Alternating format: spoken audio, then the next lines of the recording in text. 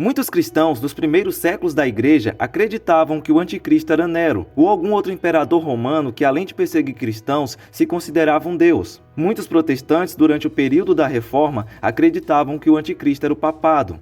Cristãos durante a Segunda Guerra Mundial diriam que figuras como Hitler ou Stalin é que seriam o anticristo. E nos dias atuais, muitos creem que o anticristo pode ser Donald Trump, Elon Musk ou Mark Zuckerberg. Todas essas especulações feitas por cristãos ao longo da história são interessantes e revelam um importante grau de vigilância. Mas percebo que muitos cristãos especulam a respeito do anticristo sem realmente entender biblicamente quem ele é e o que ele fará. Como existem muitas versões a respeito de quem é o anticristo, alguns sustentando até mesmo que ele veio há séculos, vamos comparar um grupo de possíveis candidatos e avaliar a probabilidade de cada um deles ser essa pessoa segundo as informações que temos acesso na Bíblia. Porém, antes de seguirmos com os nossos candidatos, é importante dizer que o termo anticristo só aparece nas epístolas de João. Paulo o chama de homem da iniquidade ou pecado, o filho da perdição. Daniel o chama de príncipe que há de vir. E em Apocalipse, também de João, ele é chamado de besta. Ou seja, todos esses nomes se referem à mesma pessoa, o anticristo. O prefixo grego anti pode significar duas coisas, contrário a e no lugar de. Ou seja, o anticristo é ao mesmo tempo um rival de Cristo e quer ser um substituto de Cristo. Satanás não apenas se opõe a Cristo, mas também deseja ser adorado e obedecido no lugar dele. Mas agora nos perguntamos, afinal, o que é o anticristo? Uma pessoa, um grupo de pessoas ou um espírito mau que se manifesta através de todos os tempos? A visão mais comum ao longo da história da igreja é que o anticristo é uma pessoa escatológica, que será a encarnação de toda a iniquidade e, portanto, representa um espírito que está sempre presente no mundo e que tem diversos tipos ao longo da história.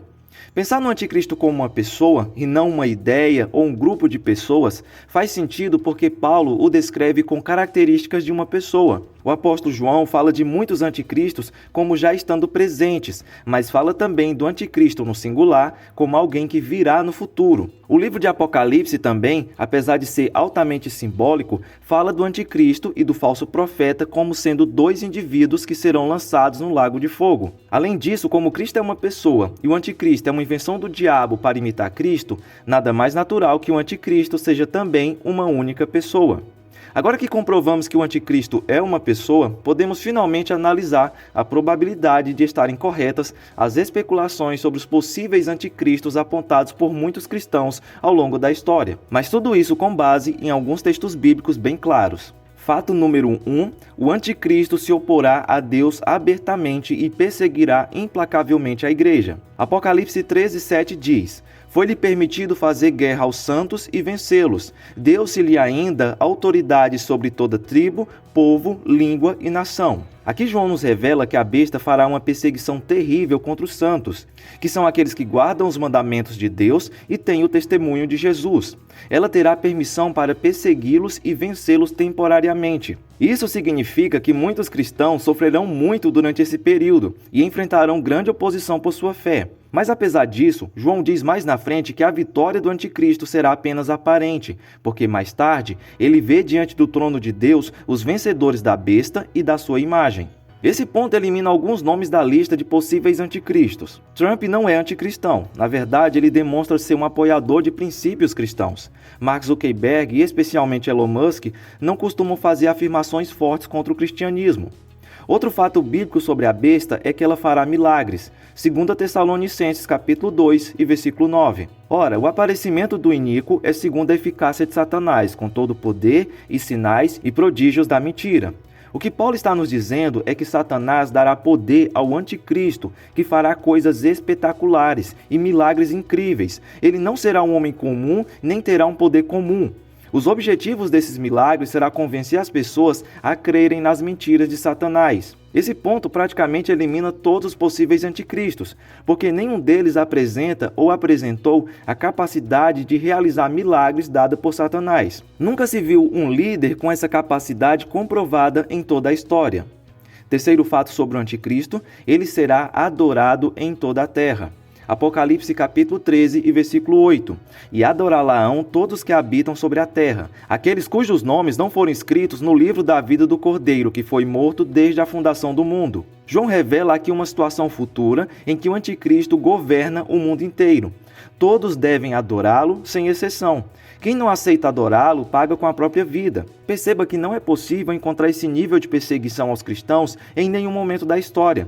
Porque nunca nenhum desses ditadores candidatos a serem o anticristo tiveram poder sobre todo o mundo como é descrito por João. Ele olha para o futuro e vê um período em que um governante anticristão receberá permissão para exercer soberania universal. Agora, um outro detalhe muito importante é que ele não fará isso tudo sozinho. Quarto fato, o anticristo receberá o auxílio do falso profeta.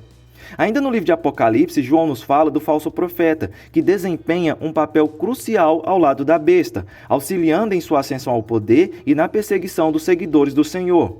O apóstolo diz que o falso profeta também opera grandes sinais, de maneira que até fogo do céu faz descer a terra diante dos homens. Seduz os que habitam sobre a terra por causa dos sinais que lhe foi dado a executar diante da besta, dizendo aos que habitam sobre a terra que façam uma imagem à besta, aquela que ferida a espada sobreviveu. Ou seja, a missão do falso profeta é fazer com que as pessoas adorem o anticristo. Ele não fará apenas pseudo-milagres, mas será capaz de fazer descer fogo do céu. Aqui, novamente, é preciso dizer que é impossível encontrar uma personagem de qualquer momento da história que possa ser relacionada com o falso profeta. O que mais uma vez invalida todos os possíveis candidatos a anticristo até agora. Nenhum deles contam com o apoio de alguém tão poderoso como o falso profeta. Mas se não são o anticristo, o que podemos dizer de líderes que ao longo da história perseguiram servos de Deus, exigiram adoração e fizeram outras coisas terríveis? Voltando à nossa definição, podemos dizer que nesse caso eles são precursores do anticristo. Veja novamente o que João diz. Filhinhos, já é a última hora. E como ouvistes que vem um anticristo, também agora muitos anticristos têm surgido, pelo que conhecemos que é a última hora. O apóstolo João escreveu esta carta dizendo que muitos anticristos já haviam surgido nos breves 60 anos desde o Pentecoste, e mais incontáveis têm assolado a igreja até agora. Essas figuras que têm se destacado por suas ações tirânicas e perseguições contra a fé cristã refletem esse espírito do anticristo. Antíoco Epifânio, por exemplo, profanou o templo de Jerusalém e perseguiu os judeus. Da mesma forma, Nero, conhecido por sua crueldade, acusou os cristãos pelo grande incêndio de Roma, levando-os a uma perseguição brutal. Hitler, ao liderar o Holocausto, tentou exterminar o povo judeu, o que reflete um ódio profundo contra o plano de Deus. Stalin, ao implementar políticas ateístas na União Soviética, procurou erradicar qualquer forma de religião, principalmente o cristianismo. Na China comunista, sob o regime de Mao Tse-tung, cristãos foram perseguidos. O comunismo tornou-se a religião nacional e Mao foi entronizado, deificado e adorado. Já o papado, especialmente durante a Inquisição, usou seu poder para perseguir e tirar das piores formas possíveis as vidas de todos aqueles que não concordassem com suas heresias. Assim, esses líderes e vários outros representam manifestações do espírito do anticristo, mas não são a personificação final do anticristo profetizado que ainda está por vir.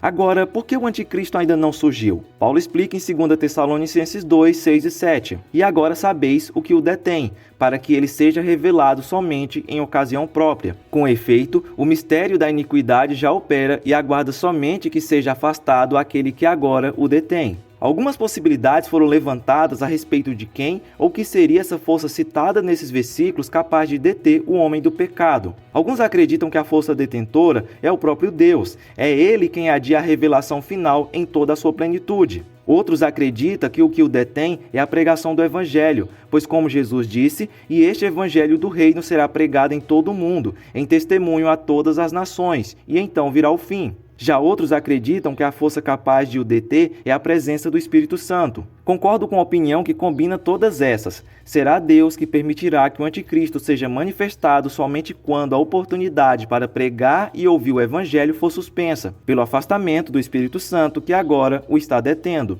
Toda essa procura pelo anticristo revela que os cristãos têm muito medo de serem enganados. Mas segundo Jesus, isso não vai acontecer, porque surgirão falsos cristos e falsos profetas, e farão tão grandes sinais e prodígios que, se possível fora, enganariam até os próprios escolhidos. Aqui Cristo, em seu discurso sobre os últimos dias, alertou sobre a vinda de falsos cristos e falsos profetas, que realizariam grandes sinais e prodígios para enganar, se possível, até os eleitos. Contudo, essa expressão "se possível" indica que, na realidade, os eleitos de Deus não serão enganados. Aqueles que são de Deus, os escolhidos, têm um discernimento espiritual que os protege do engano. Eles possuem o Espírito Santo, que os guia em toda a verdade, e essa verdade os liberta do poder do engano. Não podemos esquecer também que, mesmo com todo o seu poder, o anticristo não é páreo para Cristo. Como dito em 2 Tessalonicenses 2:8, então será de fato revelado o iníquo, a quem o Senhor Jesus matará com o sopro da sua boca e o destruirá pela manifestação de sua vinda. Podemos, portanto, crer que a níveis terrenos